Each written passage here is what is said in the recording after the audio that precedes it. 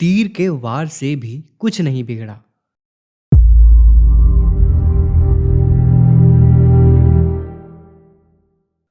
कहते हैं पहाड़ पर से गिराने, सांपों से कटवाने तथा आग से जलाने का प्रयास भी प्रहलाद की जीवन लीला समाप्त नहीं कर सका।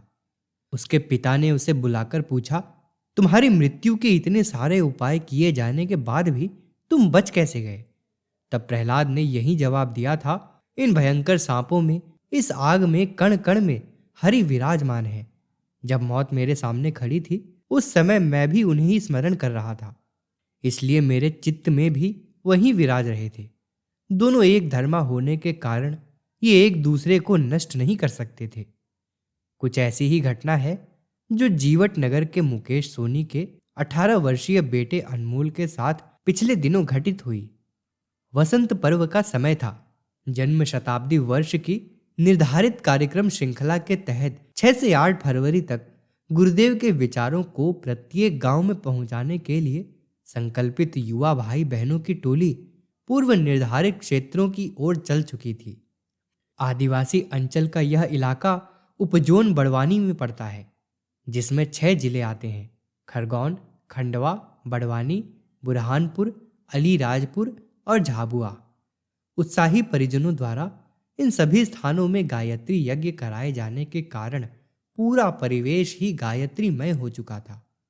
सरकार की विभिन्न प्रगतिशील परियोजनाओं के बावजूद जहां आज तक आधुनिक संसाधन और सुविधाएं नहीं पहुंच सकी, वहां ये प्राणवान युवा परिजन पूज्य गुरुदेव के विचारों को जन जन तक पहुंचा रहे थे।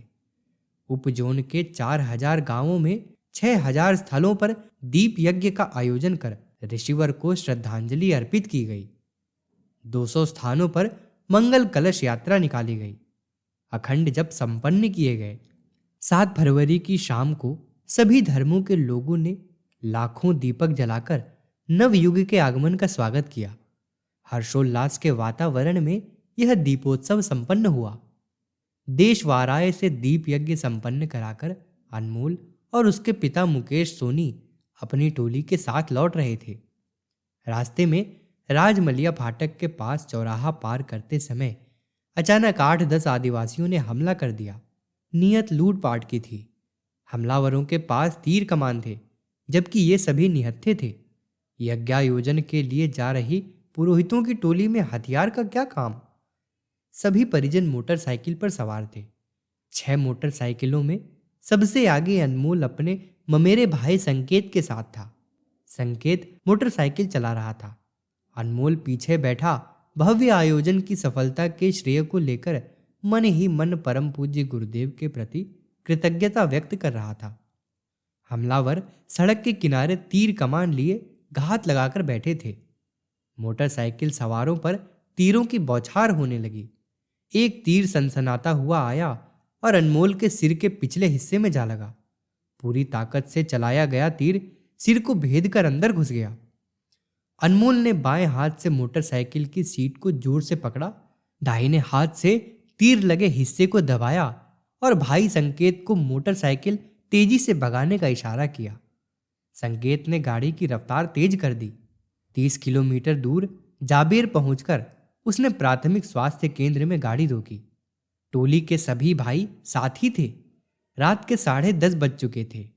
स्थिति की गंभीरता को देखते हुए डॉक्टरों ने तत्काल गुजरात के सबसे बड़े अस्पताल दाहोद हॉस्पिटल के लिए रेफर कर दिया। राजन सोनी उसे लेकर दाहोद हॉस्पिटल पहुंचे। वहां डॉक्टरों ने रात में ही ऑपरेशन करने का निर्णय लिया। सारी तैयारियां तेजी से होने लगीं। 20 मिनट के बाद ही ऑपरेशन शुरू हो गया। जब ऑपरेशन से नुकीला तीर निकाला गया तो सभी डॉक्टर तीर की हालत देखकर आश्चर्यचकित रह गए। तीर माथे के पिछले हिस्से में आधा इंच अंदर घुस जाने के बाद आश्चर्यजनक ढंग से मुड़ गया था। नुकीला तीर मस्तिष्क को कोई नुकसान नहीं पहुंचा सका था, मानो वह मानव मस्तिष्क नहीं वरन किसी वज्र का बना हो। ऑपरेशन के बाद सभी डॉक्टर देर तक इसी घटना पर चर्चा करते रहे। सबने यही कहा कि ऐसी विचित्र घटना पहली बार देखी है। तीर जैसी नुकीली वस्तु कपाल की कठोरता को भेदकर अंदर तो चली जाए, पर सुकोमल मानव मस्तिष्क को न भेद सके, इससे बड़ा आश्चर्य और क्या होगा। अनमोल ने मुस्कुराते हुए जवाब दिया, मैं गुरुजी का काम कर रहा था, इसलिए मेरा नुकसान हो ही नहीं सकता था। इस साधारण तीर की क्या विसात कि गुरुजी का काम रोक दे।